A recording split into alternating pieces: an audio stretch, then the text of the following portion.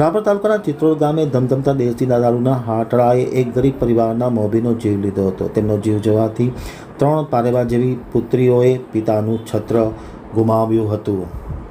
હજુ ચિત્રોડ આમતક ન્યૂઝ બ્યુરોમાંથી કાંતિ સુથારનો એક વિસ્તૃત અહેવાલ. રાપર તાલુકામાં દેશી દારૂનું દૂષણ હદબારનું વધી રહ્યું છે. ઠેર ઠેર દેશી દારૂના હાટડાઓ જોવા મળી રહ્યા છે. ક્યાંક ને ક્યાંક રાજકીય પીઠબળ, ક્યાંક ને ક્યાંક પોલીસનું પીઠબળ અને ક્યાંક ને ક્યાંક તુરંત કમાઈ લેવાની લાલચમાં લોકો બેફામ દારૂના હાટડાઓ ચલાવી રહ્યા છે. વાત આપણે આજે એ કરવાની છે કે રાપર તાલુકાના સૌથી સમૃદ્ધ ગણાતા ચિત્રોડ ગામમાં દારૂ પીવાના કારણે યુવાનનું શંકાસ્પદ મૃત્યુ થયું હતું. સવારે નશો કરેલી હાલતમાં ઘરે આવી સૂઈ ગયા બાદ તેઓ જાગ્યા નહોતા અને મોઢે ફીણ આવી ગયા હતા. ત્યારબાદ મૃતક તુલસીભાઈ દેવાભાઈ ગોહિલને દવાખાને ખસેડવામાં આવતા તબીબે તેમને મૃત્યુ પામેલ જાહેર કર્યા હતા. તેમના પરિવારજનોના જણાવ્યા અનુસાર કે તેઓ નશો કરેલી હાલતમાં સવારે ઘરે આવ્યા હતા.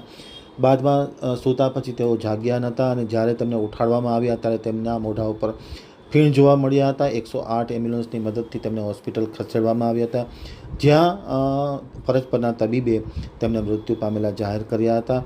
સૌથી કરુણ બાબત એ છે કે મૃતક તુલસીભાઈ દેવાભાઈ ગોહિલને 3 દીકરીઓ છે. આ દારૂના હાટડાના કારણે, દારૂ પીવાના લતના કારણે આ 3 દીકરીઓ જે ફૂલ અને પારેવા જેવી દીકરીઓ છે એને પોતાનું પિતાનું છત્ર ગુમાવ્યું છે.